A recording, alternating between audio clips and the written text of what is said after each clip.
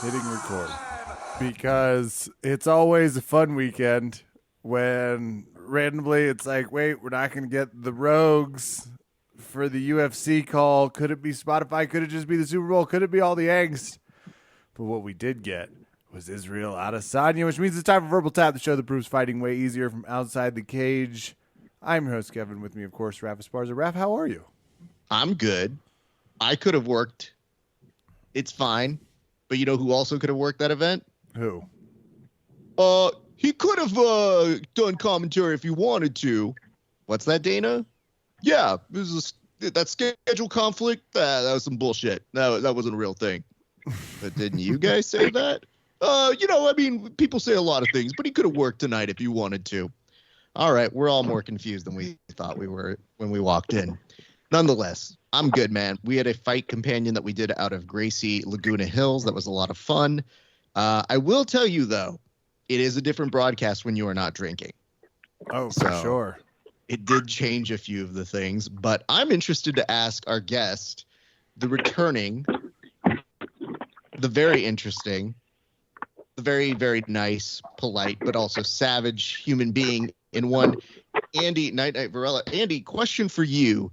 Where we left off last week, we did fight picks, but there was a question I didn't ask you that I wanted to ask you, which is you keep teasing these violent posts.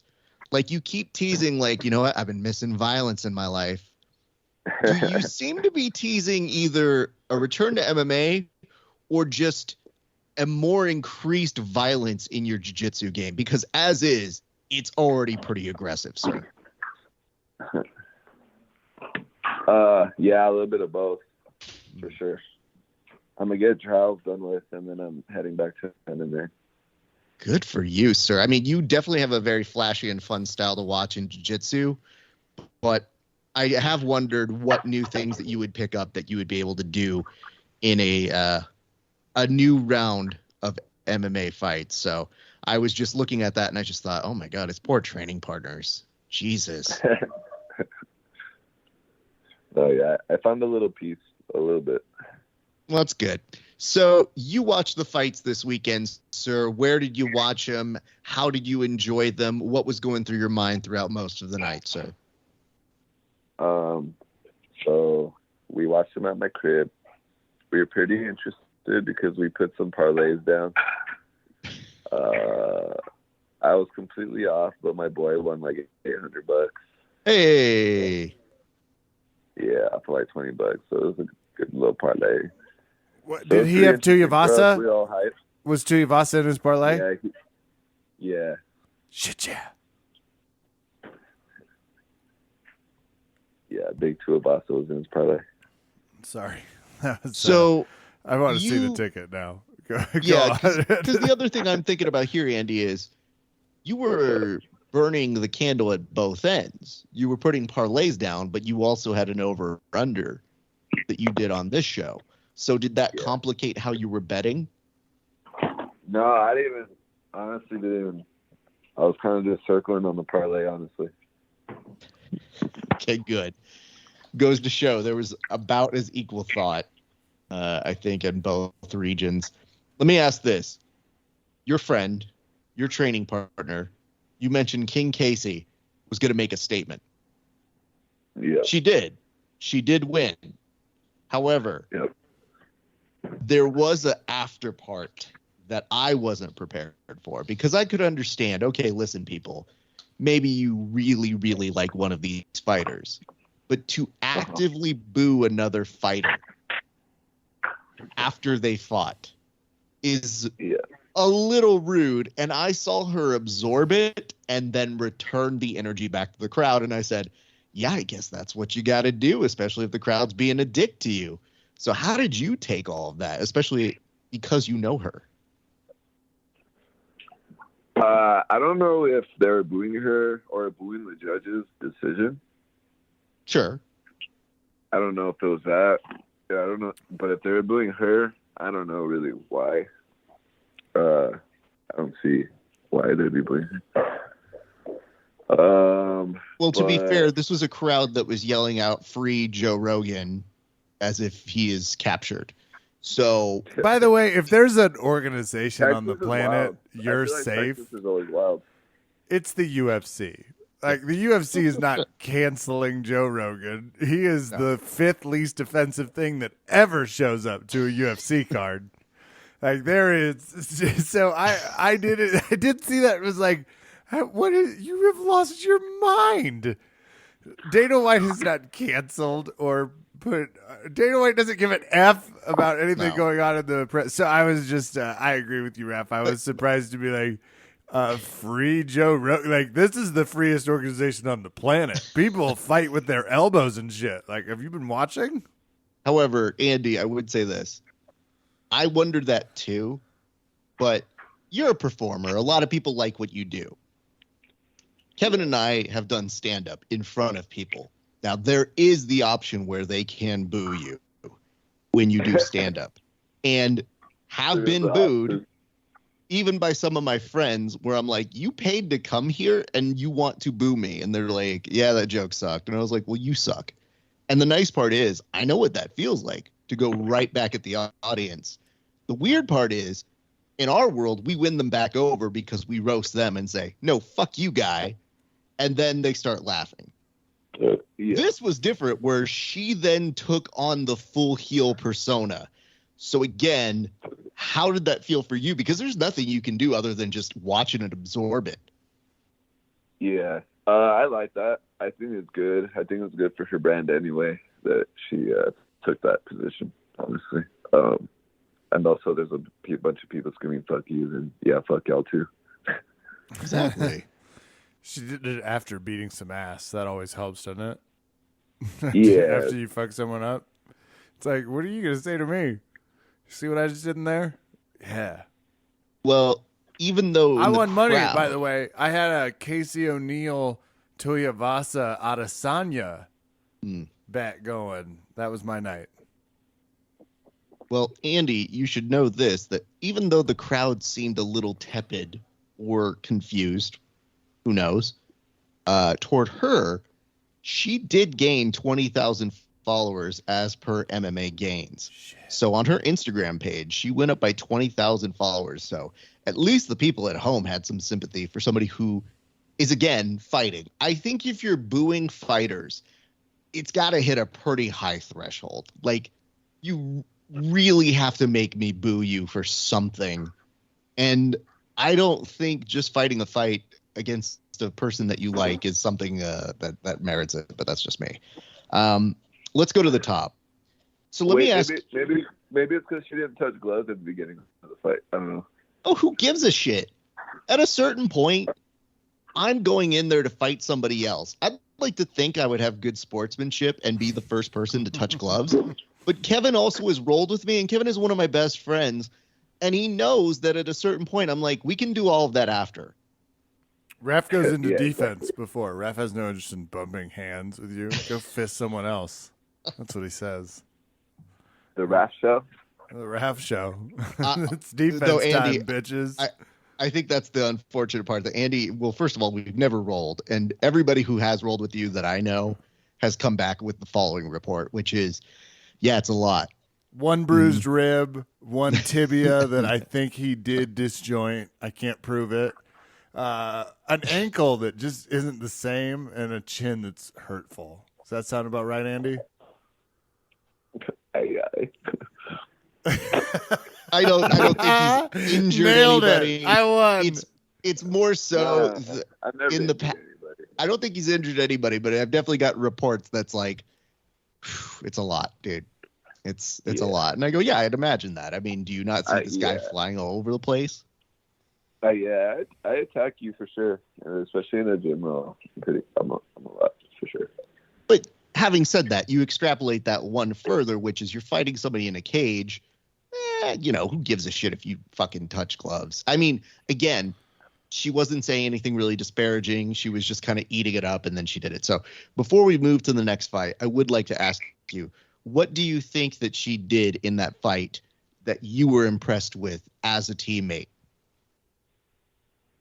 Just avoiding takedowns, Roxy's pretty good at getting people down over time and holding them down. And I think her footwork and range kept her in a good spot the whole fight.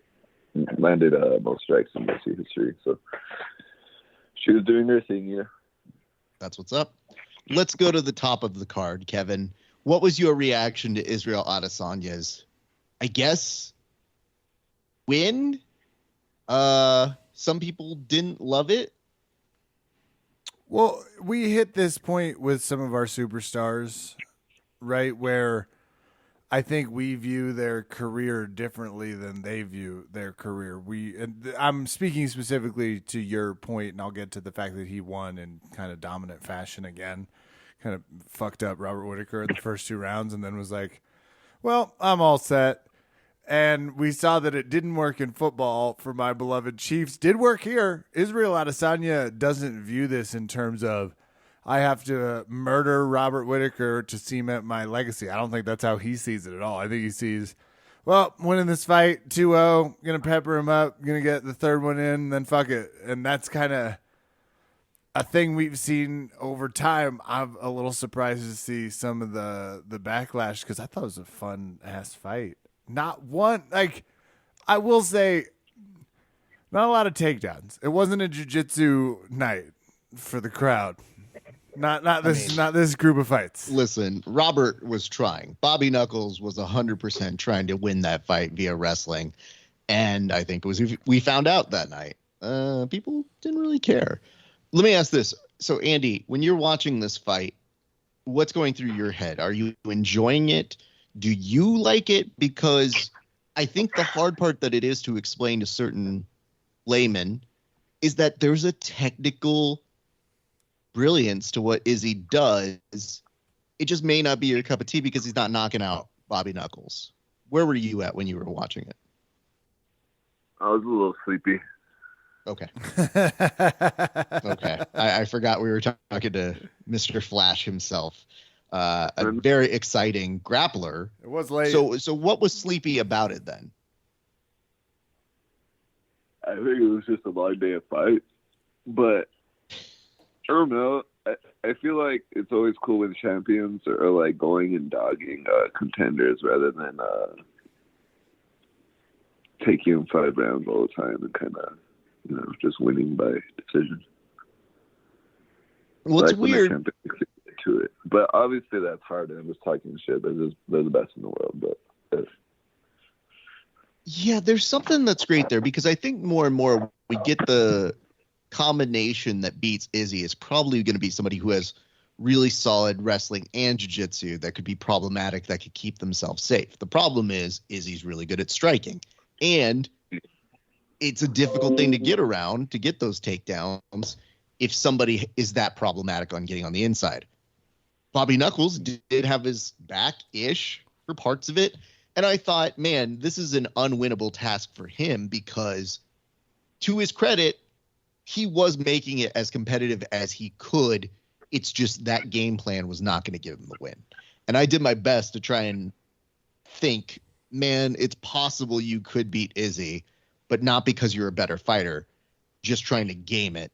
And it was very difficult to watch for Bobby Knuckles because I thought, man, he really is trying. And it's just not there. Yeah.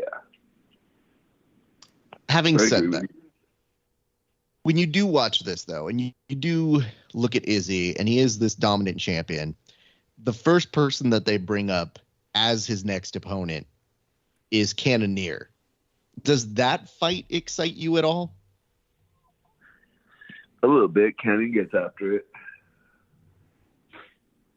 I think Izzy kind of plays the same fight. Long range striking, picks him apart a little bit, kicks him a lot. It's the same thing though. Kevin. He won by elbows, Raph. It is a violent term to win by elbows. True. It was a good one, too. I really like that one. Kevin, if you're about to be picked up after a loss like that, would you want your child to be in the trunk and surprise you? No. And okay. I'll tell you why. Don't like surprises in general, specifically dealing with children in trunks. Though, I am willing to put a small asterisk because, New Zealanders, like people really, Australians, just different level of humor, I think. Yeah. It's like, oh, crikey, kid's been in the trunk for 8 hours. It's a good bit of laugh, though, isn't it? And you're like, what?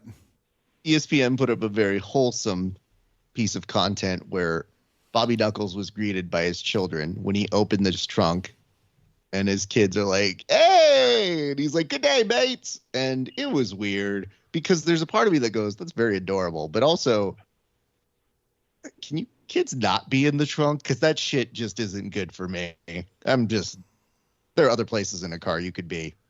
Literally anywhere else. But putting them in the trunk is like, you're not groceries. Get the fuck out of here. It is Houston, you know? Well, let's go and say this. Kevin, you alluded to this, and I do want to give you the opportunity to say what happened. Shoeies. You texted me while I was on the air, and you said that you had issues trying to access the fights. What the fuck happened to you? Oh, these MFers. So if you're like me, the only thing you pay for on ESPN Plus is the UFC, and every time I click it, they're surprised by my behavior, Raph. The ESPN app loads for 45 minutes. It looks at me like, are you emotionally available enough for this relationship? It asks me if I'm committed to it long term. It gives me the full fucking 9 degrees. And I get in like as the decision's being called for Bobby Green. And then, of course, motherfucker blacks out during Cannonier Brunson, pissing me off even more. So the app was in rare form. I was able to get it doing the same because people were like, well, did you try resetting? It's like, yes, I tried resetting it. I tried doing everything. I tried giving it a hand job. I tried begging it. I tried giving it some cocaine. I called my guy. I didn't know what to do. Did everything. It wasn't on board. For the worldwide leader in sports, Raph, it was not leading me in sports. Unfortunate. Very sorry about that. But you know who also had an unfortunate night? Derek Lewis. Andy, in last week's preview show, you said that you like him. You like the jib of his cut, all that sort of stuff. And unfortunately, he went night-night. Did you at least enjoy the knockout, though? Who are you talking about? Derek Lewis. His haircut. Derek Lewis got knocked out. The knockout. Yeah. It's not, you didn't like, you like the cut of his jib. It's an expression. I might have dyslexically said it, but yeah. My bad. You're good. Yeah, I like him getting knocked out as well. But you were also rooting for him. So there was a little bit of me that when I saw that happen, I go, oh man, Andy really just likes that guy. I don't. Yeah, I like violence, so it's cool seeing someone get knocked out. That's fair. Kevin, when that happens, how long do you think it takes before someone is going to mention the word shoey? I can tell you how quickly it took me to scream it as I was celebrating my bet. Tai Tuivasa was plus 120. Like you could get really good odds on him. So I dropped some money on it as I sent Raph braggadociously on my long list of bets. I put some money on the shoey man himself. I screamed shoey right as it happened. Did you see the broadcast? They had two a-holes doing a shoey right before it started that looked like they had no idea what was happening. It was like, oh, that's Sully and that's Murph, and they had to do a fucking shoey down in Houston, baby. Look out. It was weird. It was, I was like, that was the worst moment in television history, but, we'll just zoom in. And I did see Dana White do a shoey. Gross. Okay, but the Dana White one was a fucking did it have a funnel? I don't know. Like, when I looked at it, I go, this shit has jumped the shark if Dana White's doing the most bougie version of a shoey that's like, it's the this spit. is stupid. If you put the spit like through a strainer that catches it and takes it out. I don't want to do any part of it. Andy, is there a scenario in which you find yourself doing a shoey? Never. Thank you. Okay. I need to hear other human beings say that I will not do it because people are bullying other people into doing it. And more importantly, I feel like we're perpetuating this as a problem because every journalist does the, hey, are you going to do a shoey? Stop asking them. It's not that good to do that. It is actually a dumb thing. And then when we watch it, everybody goes, yeah, that's dope. And then you see all these copycat versions of people in the crowd. That dude went over and they had branding after he won. So Tai Tuivasa went to some person that had writing on their shoes. And I thought, this is a sponsored fucking shoey. So now even the artistic integrity of doing it is fucking sullied. Like it's a fucking Diet Coke commercial now. Get the fuck out of here. So that's where I stand. If other people feel this way, you have to say it. Because it's super gross. And I'm just not with it. I don't want it. And I get these are people who fight in a cage. So there's a little less concern of how their well-being may be.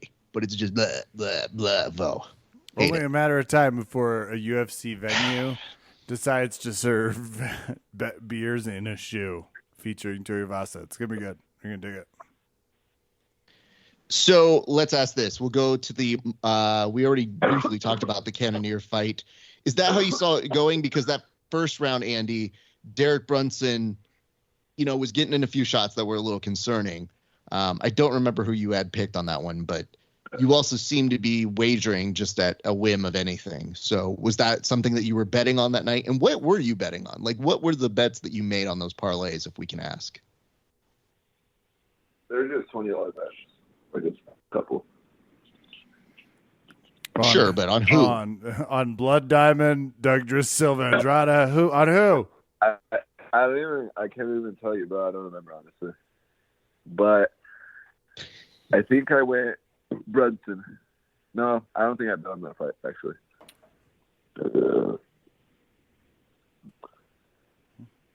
Well, the good news is that it didn't seem like you lost too much money. If you're putting down 20, that's good. That's easy enough to do. Having said that. Oh, yeah, wait. Well, I won my other parlay, though, so I kind of made it back. What was the other parlay? Just Casey and Adesanya. Okay. Hey, that's pretty good. You put it on the person you know, and then you put it on the favorite in there. So that way you kind of double on those things. So I guess in a way, even though he was being boring, you probably looked at Izzy and you're like, yo, that's okay if you coast to a win because that means I win too. Yeah. I mean, yeah. I was okay with it.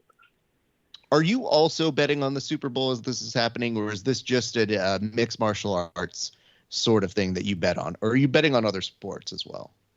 No, I wanted to, but no one gave me the tip. Interesting.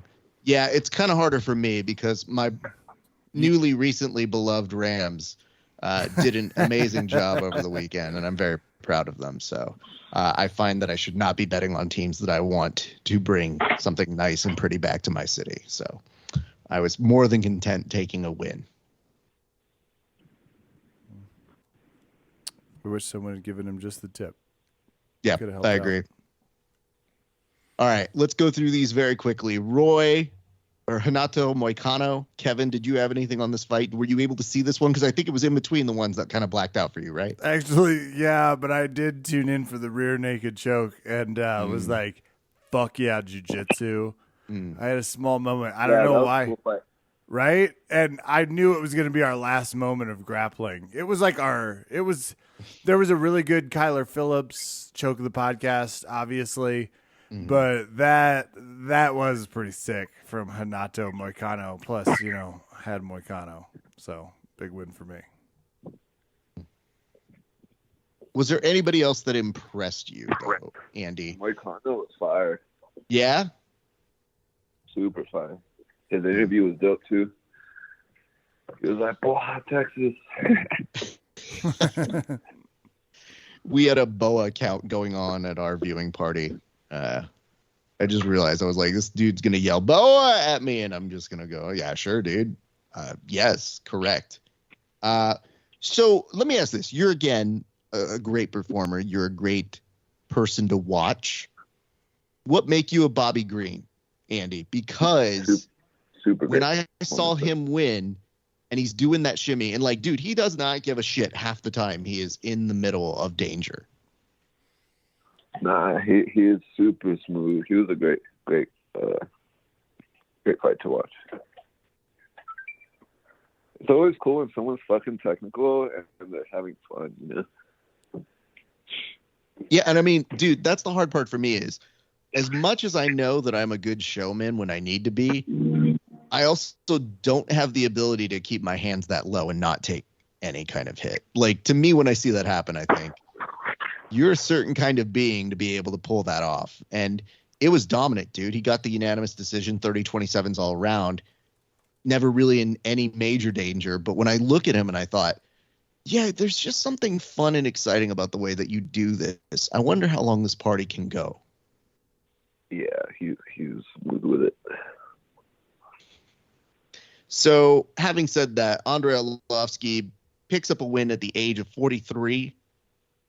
Kudos to him. Kevin did already mention his cousin, Kyler Phillips, picking up a win. Was there anything that kind of spoke to you other than that, just from any of the other fights that you were kind of impressed with, or you thought like, oh, that's kind of cool? Avi Green's performance was sick. Wakano's, Tai Tuivasa was sick.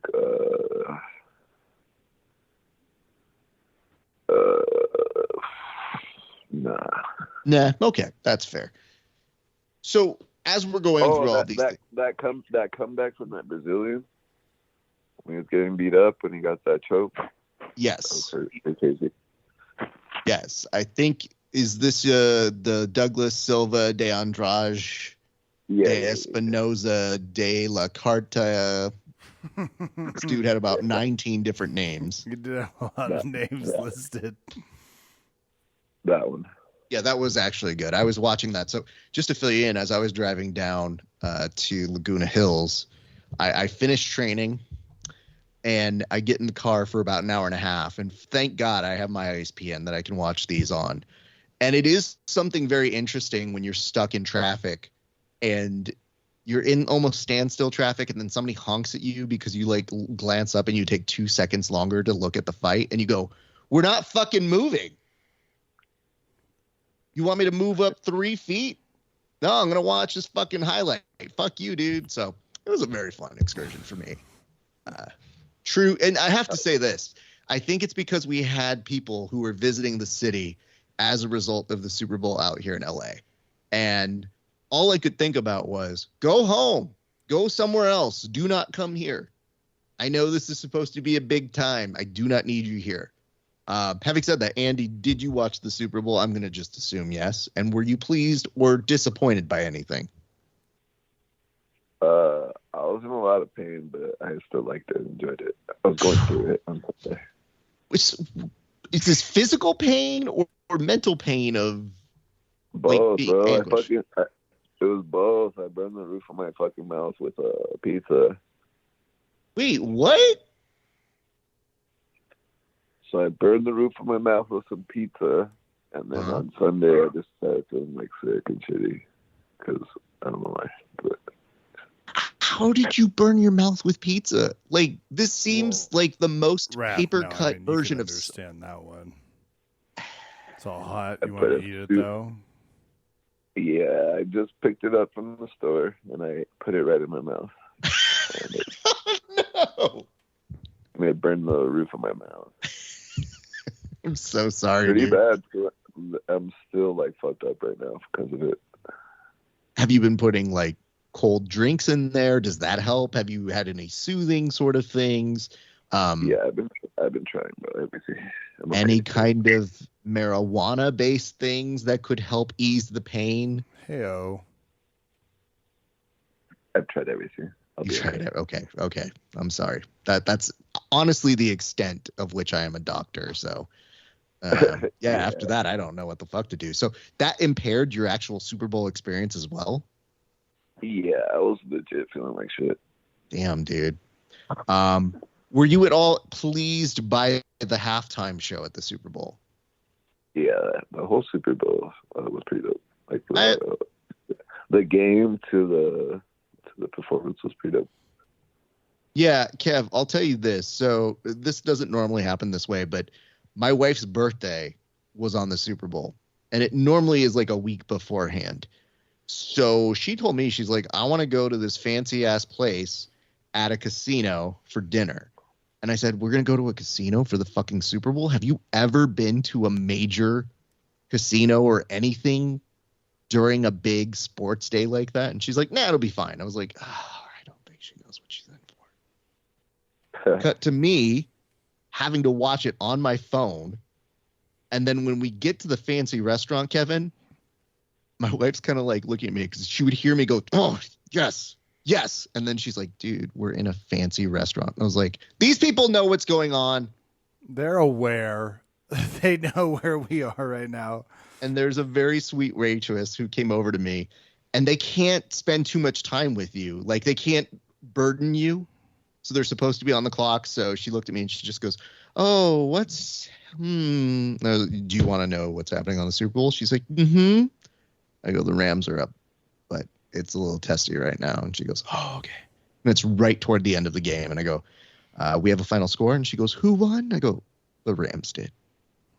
She just does the quietest celebration. Oh, yes, thank you. And then comes over and gives us a free dessert. And I was like, oh, it was very sweet. So it did pay to be at a very fucking fancy restaurant there. But I did notice that because they didn't have a big screen TV like you're at a fucking B-dubs, it was one of the weirder experiences. But yeah, I definitely did a standing ovation by myself in the crowd at this very fancy restaurant when they won.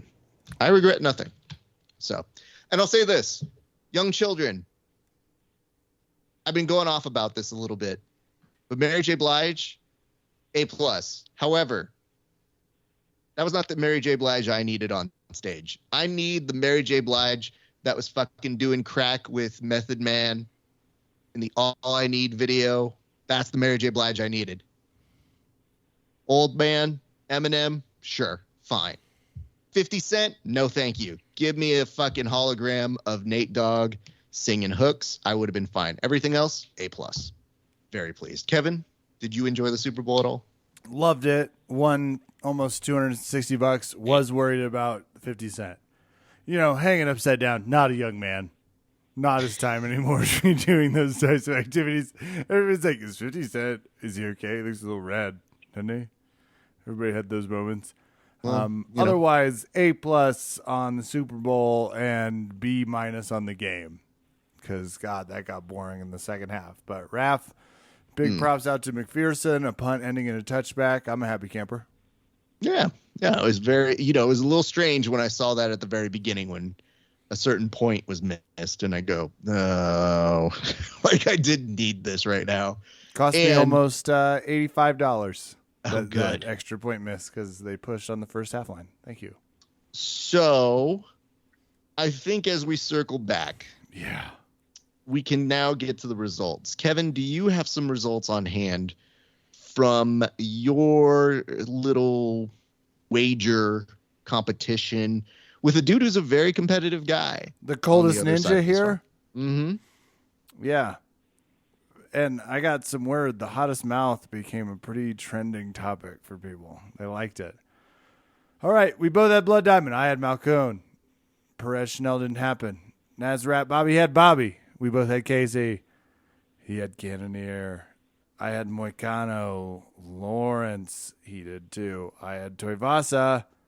I had Kyler. He had Orlovsky. We both had Maxim. He had Olberg. We both had Adesanya for a tie of 8-8. Raf once again. Except Bro, for one. If I would have used those picks for my parlay, I would have hit. Yeah, you would have done pretty well, actually. You got 8 of the fights right. You would have done very well. Here's the unfortunate part, Kevin, and this is the part that we may not be covering yet. You did tie on the number of correct picks. There is a problem. Yeah, there is. From a man. Well, we went into performance, and fight of the night. Mm-hmm. Where I have Tai Tuivasa, Kyler Phillips versus his Derek Lewis and King Casey. Well, Tai Tuivasa is the only one that won performance of the night. And we both had Adesanya Bobby. So that means that you edge out Andy from the tiebreakers. I like to think I hottest mouthed him out, but yeah, that's what happened. So unfortunately, Andy, it does look like you lost this week's installment of Over Under. Kevin, what are your initial thoughts here, sir? I lost. We did, in our nicest way possible, say yes, you lost. I think maybe twice. On tiebreaker, yeah. Yes, on the tiebreaker. Fuck. Okay. I accept that.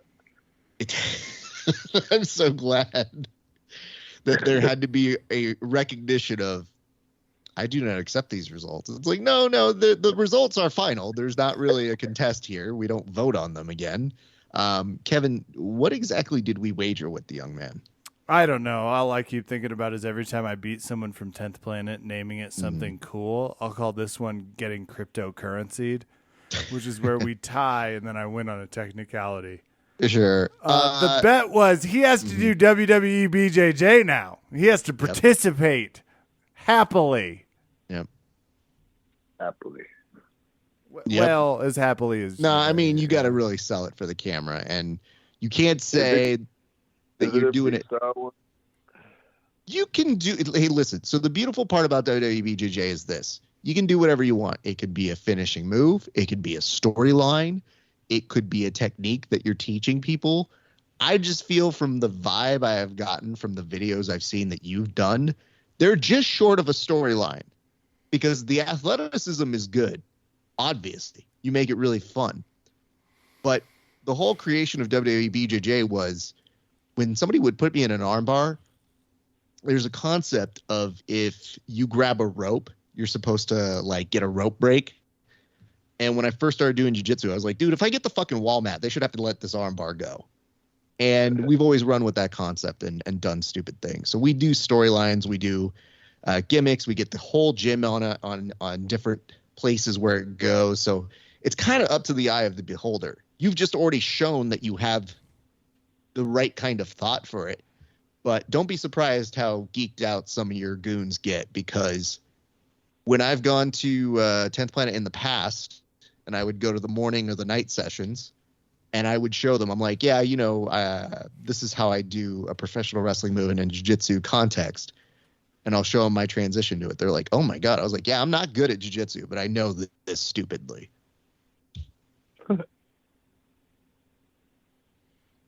So it'll be in about 3 weeks. We'll be asking for a video. So if you need help, I'm happy to send you some recommendations.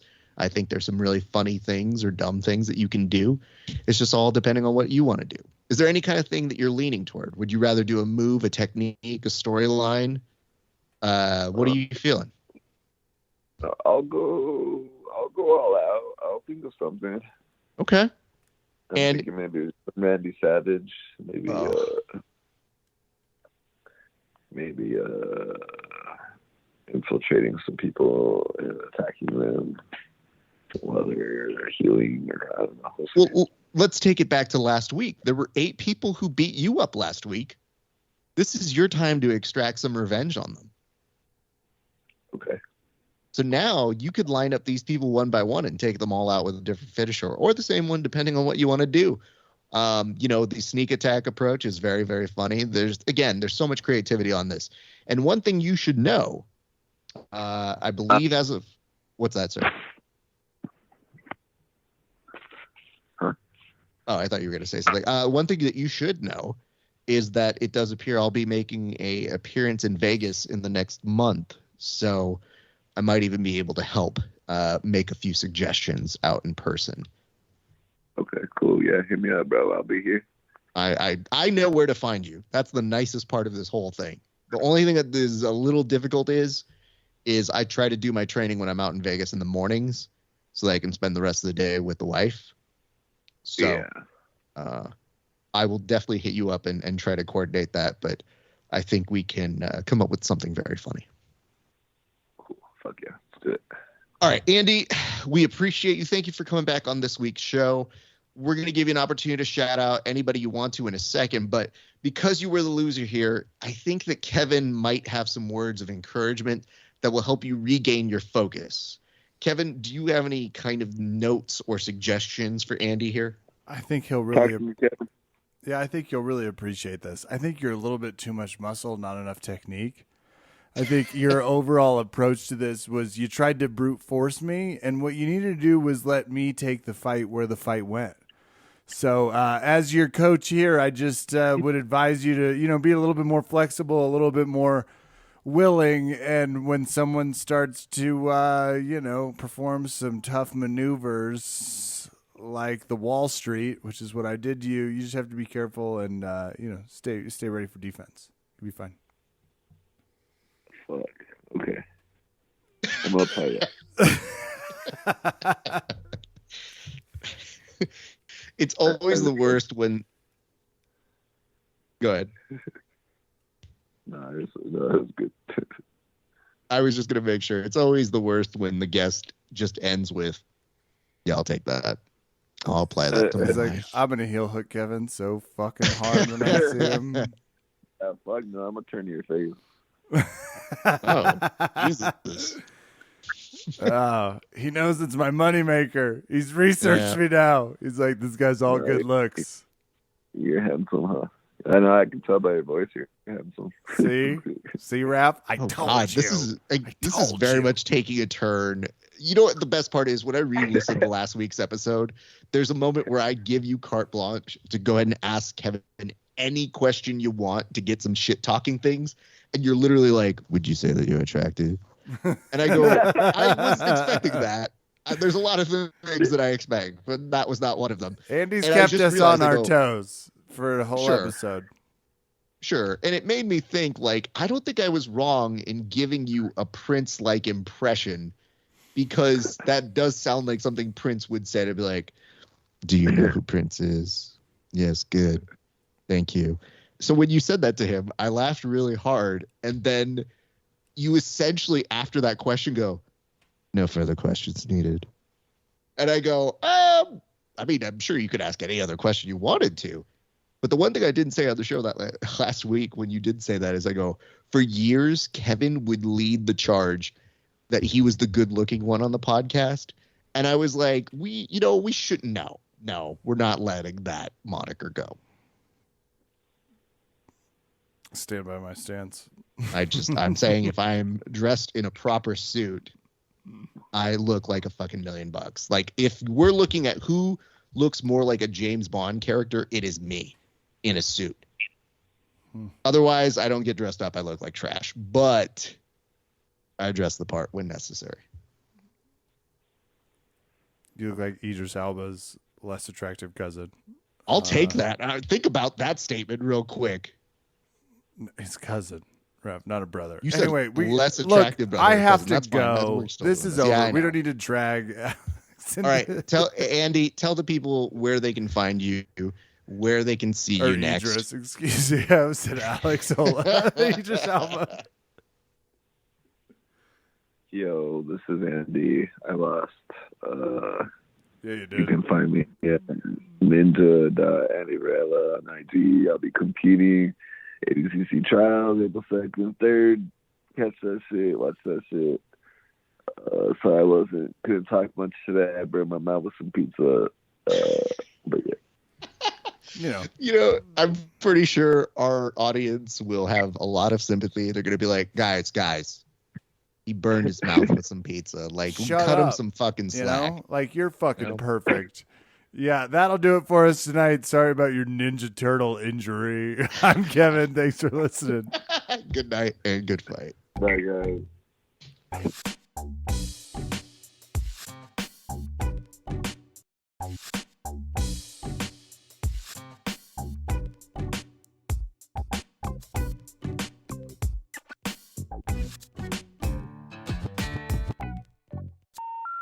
The number you have dialed has been changed.